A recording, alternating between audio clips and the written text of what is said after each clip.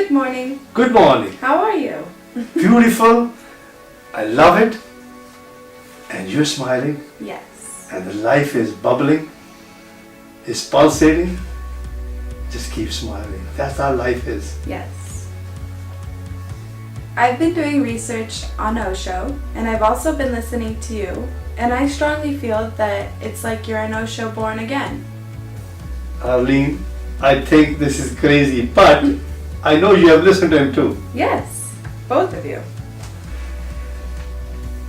You know, Osho, it was 1966. I was going to finish my medical school in 1967, and we heard about Osho.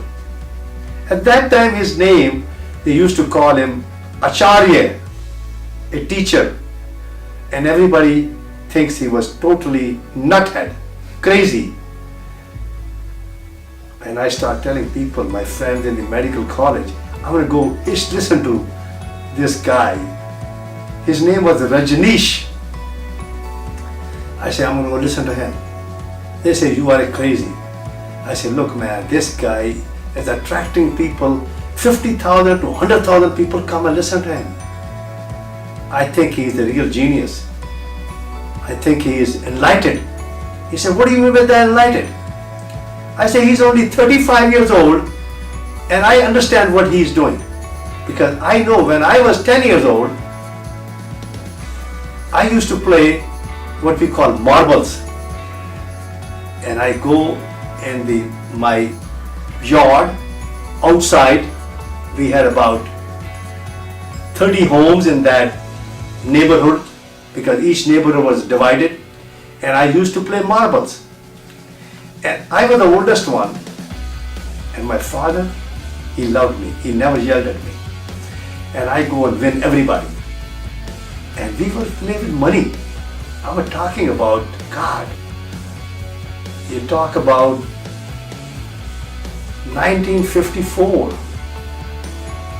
and now it is 2018. So you can imagine that. I was totally awake in a different way because I'll go with everybody. And then I grew up and I keep doing the same paraphernalias. I did the same thing in my high school.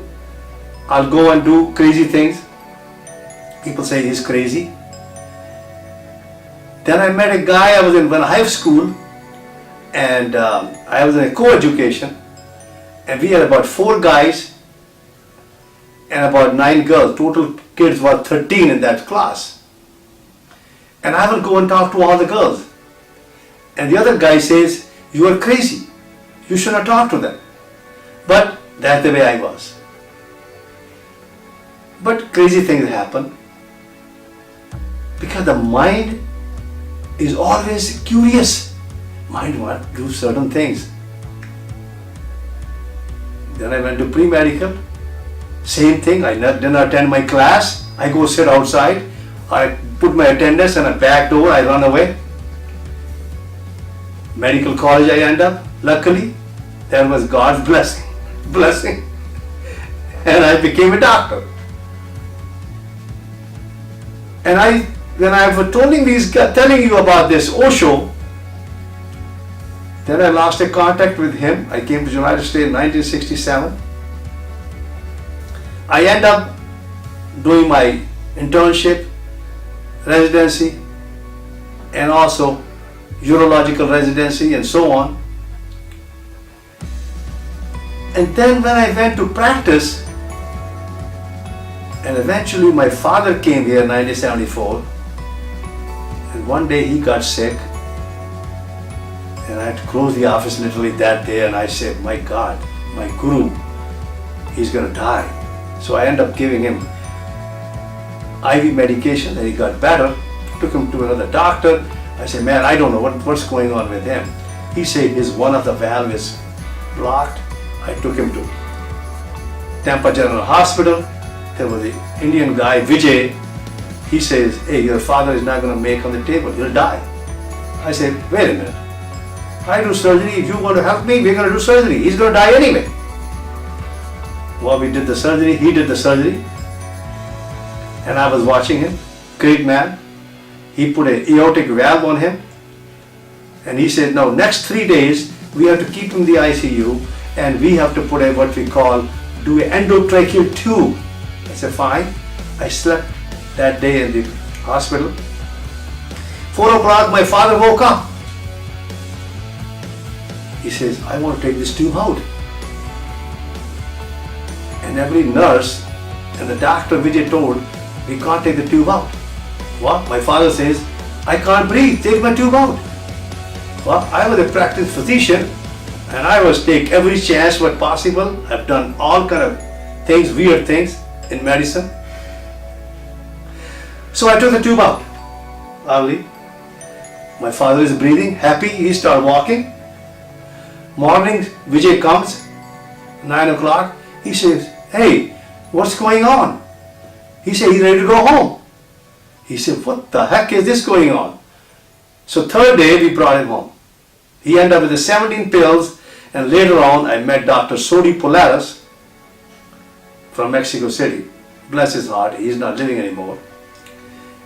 And he taught me what an electrocardiogram can tell you. That is called the ECG of the heart, which I was just looking very superficially, not paying attention. I spent 1 month with him, and when I came back, in a month, my father was off most of the medication, except a blood thinner and a 1 heart pill, which we call a Lanoxin, which actually called a digitalis, which comes from a plant, but actually it's a pill. It's a poison, but we have to give digitalis to the person to regulate the heart, to slow the heart. Anyhow, after that, when my father got all that better, 17 pills are off, except 2 left. Now he can walk 1 mile a day. He pick up the grandchildren, my oldest daughter, and so on. My life changed. I was doing the same thing before, but in a little different way. In what we call the material world. I did not know much about what we call the non-material world. I knew a little bit. My father taught me a mantra. Satnam, Karta Purakh, Nirpau, Nirvair, Akal Murat, Ajuni Sahib Bhang, Gur Prasad, Jap Ad Sach, Jugad Sach, Hai bhi Sach, Nanak Hosi bhi Sach. That means there is only one God, whatever that is. And my practice completely changed, and I start teaching people about the consciousness, and we started a called the polarizing program after learning from Dr. Sodi Polaris. Then in 2008, I finished a book called the Kama Sutra Yoga, which you see that my grandson is on the picture. And my children were growing. I have 5 children. And I've gone through a lot of turmoil because I was completely outspoken in the medical industry. And I've seen every disease. And I don't want to go into detail about what I did on the prostate cancer, breast cancer, cardiovascular diseases. If I tell you all that stuff, your hairs will stand up like anything. But anyhow, then in 1982 I met an Osho again, and now I finished a book again called The Orgasm Prescription for Conditioned Unconsciousness. So I went back on the Osho and started looking. He wrote a book. He did not write, he wrote practically no book technically, because he was only talk. Because when you write a book, it's really a dead body. When you really talk, that's a life, like a flower, a tree giving the flower and giving a fruit. And I've been listening to the Osho And I tell you, you're right what you're saying. But by listening to him, he was a genius. He was living in the present. He speaks whatever comes to him. No preparation, no writing. And that's you saw me myself. And that's called the total emptiness of yourself. That means you become a total mirror. And that's what a life should be. Once you become a total mirror, that means there is nothing there. You become a watcher. And after that, the watcher also disappears. And when it comes to that, every human being thinks about who I am. When they keep finding that is the watcher which is sitting inside of you. That is the child sitting inside of you. That is the seed sitting inside of you. The seed need to be sprouted, die again, and born again. And that's what happened to the Christ. When you talk about Christ, he was born as a virgin. That's what it means. You know, when the Christ was 20 years of age, he left Israel. He went to Egypt, Iraq. He went to Tibet. He went to India. He learned Vedanta. And when he came back, he said, the kingdom of heaven is inside of you. He's talking about that seed. The seed is inside of you.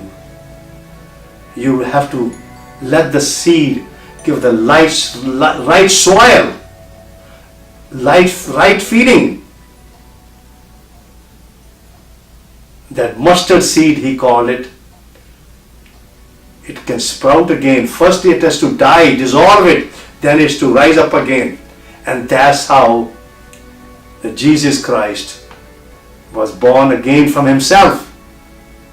And that's where he said the kingdom of heaven is inside of you.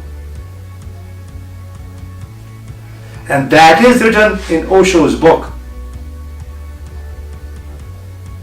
I love it. I have become a mirror too. And I see myself. But it's not easy. When that you become a mirror totally empty, that means the power of no mind. The clouds, there is no cloud in the sky. There is purity, there is total honesty, sincerity. You are growing. It's a radical transformation happening every second. Just like the trees, they're growing. The roots, from the roots, they're going, you can see on the top.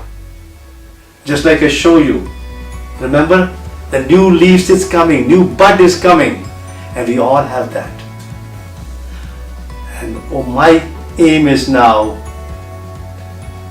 to share, to make them another million people, to wake them up. So that we can make a new world, a new humanity. Because that's why I want to see my grandkids. Because they're all sleeping. Yesterday I was on the beach. And I'm walking on the beach and I see all these people. Everybody is sick. The whole body is deformed. They're walking like a dead corpse. And I'm looking at life and I feel sorry. I said, time has come, I have to wake them up. And that's, we are here. I thank you, all of you. God bless. Namaste. Amen.